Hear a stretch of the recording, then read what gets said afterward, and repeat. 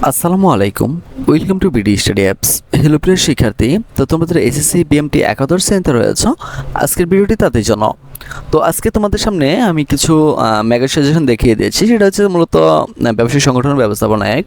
তো তোমাদের অনেকের অভিযোগ ছিল যে আমাদেরকে কিছু ফ্রিতে সাজেশন দেন, তো কেন দিচ্ছেন না? যাই হোক, তোমাদের সকলের কথা রাখতে মূলত আজকে আমি এই সেশনটি তোমাদেরকে দিচ্ছি।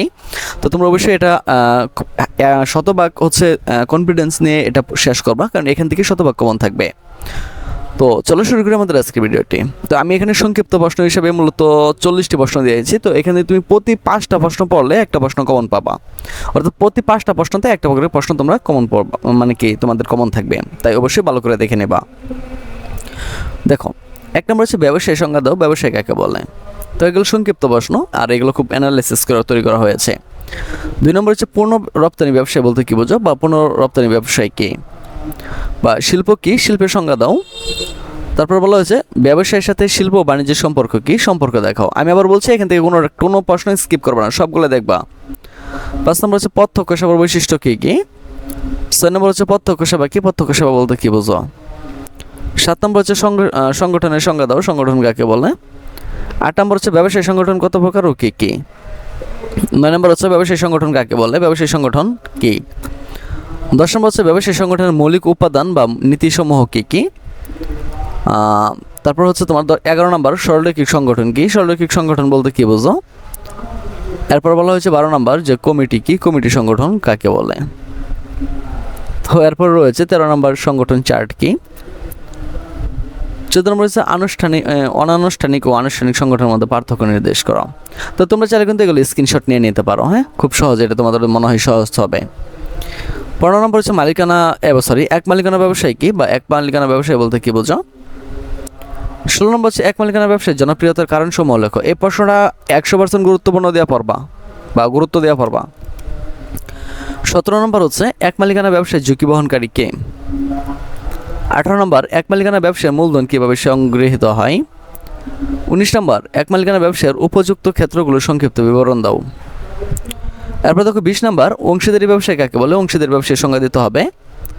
21 নম্বর হচ্ছে অংশীদারি চুক্তিপত্র কি। এগুলো খুবই গুরুত্বপূর্ণ, হ্যাঁ, বিশেষ করে তোমার যে এই অংশীদারি ব্যবসায় যে আমি প্রশ্নগুলো নিয়েছি এগুলো খুবই গুরুত্বপূর্ণ। পরে বলছে অংশীদারি ব্যবসায় নিবন্ধন কি। 23 নম্বর হচ্ছে অংশীদারি ব্যবসায় নিবন্ধন কি বাধ্যতামূলক। এটা নিয়ে যদি আমি বিস্তারিত আলোচনা করতে যাই ভিডিওটি অনেক লম্বা হয়ে যাবে, ঠিক আছে, আমি লম্বা করতে চাচ্ছি না, আমি চাচ্ছি তোমাদেরকে শর্টকাট পাবে এগুলো বুঝিয়ে দেওয়ার জন্য। 24 নম্বর হচ্ছে নাবালক অংশীদার হতে পারে কিনা আলোচনা করো। 25 নম্বর হচ্ছে যৌথ মূলধনী ব্যবসায়ী কাকে বলে, বা যৌথ মূলধনী কোম্পানির সংজ্ঞা দিতে হবে। 26 নম্বর হচ্ছে প্রাইভেট লিমিটেড কোম্পানি কাকে বলে। 27 নম্বর ডিবেঞ্চার বা ঋণপত্রের সংজ্ঞা দাও।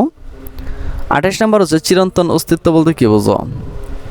29 নম্বর শেয়ার বাজার কি, শেয়ার বাজারের সংজ্ঞা দিতে হবে। 30 নম্বর হচ্ছে পাবলিক লিমিটেড কোম্পানিকে কীভাবে প্রাইভেট লিমিটেড কোম্পানিতে রূপান্তর করা যায়। তারপর হচ্ছে 31 নম্বর স্মারকলিপি কি, বা স্মারকলিপির সংজ্ঞা দাও। 32 নম্বর হচ্ছে কোম্পানির কৃত্রিম ব্যক্তি সত্তা কি। 33 নম্বর হচ্ছে সমবায় সমিতি কি, সমবায় সমিতি বলতে কি বোঝো।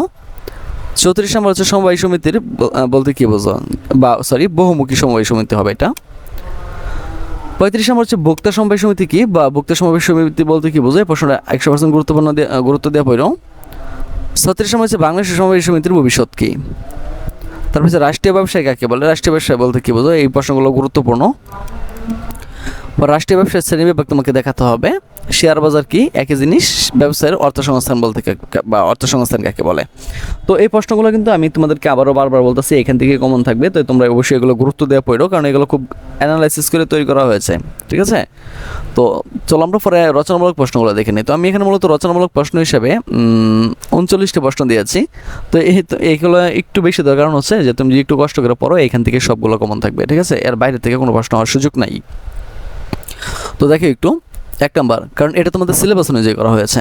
1 নম্বর হচ্ছে ব্যবসায়ের আওতা পরিধি বর্ণনা করো, বা ব্যবসায়ের আওতা বা পরিধি বিষয়বস্তু ক্ষেত্র এগুলো বর্ণনা করতে হবে, সবগুলো একই। তারপর হচ্ছে ব্যবসায়ের গুরুত্ব প্রয়োজনীয়তা বর্ণনা করতে হবে, বা ব্যবসায়ের গুরুত্ব আলোচনা করো। 3 নম্বর হচ্ছে ব্যবসায়ের কার্যাবলী বর্ণনা করো, বা ব্যবসায়ের কার্যাবলী আলোচনা করো। 4 নম্বর হচ্ছে পণ্য বিনিময়ে গুরুত্ব ও প্রয়োজনীয়তা আলোচনা করতে হবে। 5 নম্বর হচ্ছে বাংলাদেশের অর্থনৈতিক উন্নয়নে ব্যবসায়ের অবদান উল্লেখ করো। 6 নম্বর সংগঠনের সংজ্ঞা দাও, বা সংগঠনের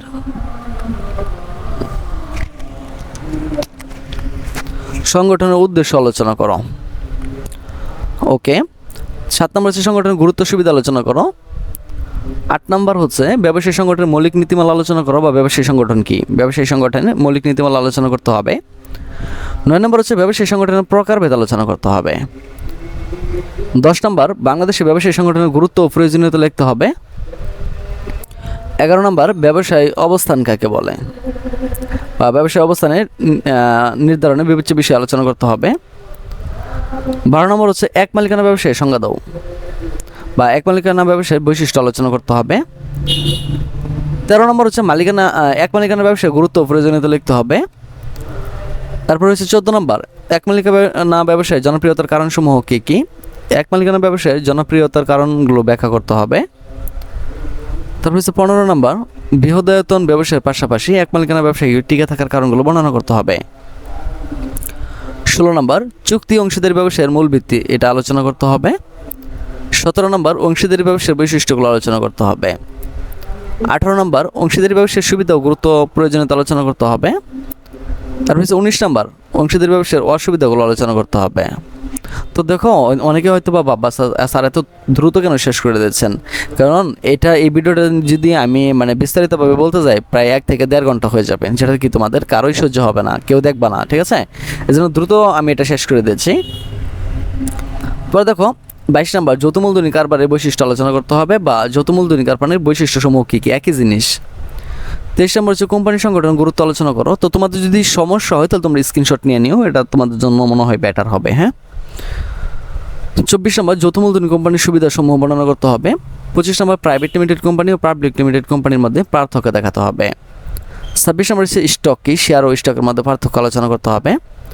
27 নম্বর ডিবেঞ্চার বা ঋণপত্রের সংজ্ঞা দিতে হবে। তো 28 নম্বর স্মারকলিপি ও পরিমেল নিয়মাবলীর মধ্যে পার্থক্য লিখতে হবে। 29 নম্বর ঋণপত্র বা ডিবেঞ্চার কি, শেয়ার বা ডিবেঞ্চারের মধ্যে পার্থক্য দেখাও। 30 নম্বর সমবায় সমিতি কাকে বলে, সমবায় সমিতির মূলনীতিসমূহ কী কী আলোচনা করতে হবে, বিষয়টি খুবই গুরুত্বপূর্ণ। 31 নম্বর সমবায় সমিতির গুরুত্বের একটি সংক্ষিপ্ত বিবরণ তোমাকে দিতে হবে। এরপর হচ্ছে 32 সমবায় সমিতির মধ্যে কী কী সুবিধা ভোগ করা যায় আলোচনা করো। তো এই প্রশ্নটা গুরুত্বপূর্ণ। পরে দেখো বিটিআরসি কি, বাংলাদেশের রাষ্ট্রীয় ব্যবসার অবস্থান ও আর্থসামাজিক উন্নয়নে অবদান বর্ণনা করো। এই প্রশ্নটা 100% গুরুত্বপূর্ণ দিয়ে গুরুত্ব দিয়ে পড়তে হবে। পর বাংলাদেশের পর্যটন কর্পোরেশনের সংজ্ঞা দাও। রাষ্ট্রীয় ব্যবসায় কি, এটা আমরা আগেও দেখছি যে রাষ্ট্রীয় ব্যবসায়ের বৈশিষ্ট্যগুলো এইগুলো খুবই গুরুত্বপূর্ণ। পর রাষ্ট্রীয় ব্যবসার উদ্দেশ্য আলোচনা করতে হবে বা রাষ্ট্রীয় ব্যবসার পক্ষে যুক্তি দিতে হবে। তো এই প্রশ্নগুলো খুবই গুরুত্বপূর্ণ, তো তোমরা গুরুত্ব দিয়ে এগুলো শেষ করে নেবে, এখান থেকে কমন থাকবে। আমি আবার বলছি এখান থেকেই কমন থাকবে। তো এটা সেভাবেই অ্যানালাইসিস করে মূলত এই সাজেশনগুলো তৈরি করা হয়। তো তোমরা হয়তো অনেকে বলবো যে স্যার পিডিএফ এর জন্য সবাই উপচে পড়া ভিড় লাগাইবা। আমি বলছি যে এখানে এগুলোর কোনো পিডিএফ দেওয়া হবে না, এখানে যা দেওয়া হচ্ছে সেটাই। আর যদি পিডিএফ নিতে চাও তাহলে সেটার জন্য তোমাকে এক্সট্রা পেমেন্ট করতে হবে। তো আশা করি বিষয়টি তোমাদেরকে বোঝাতে পেরেছি।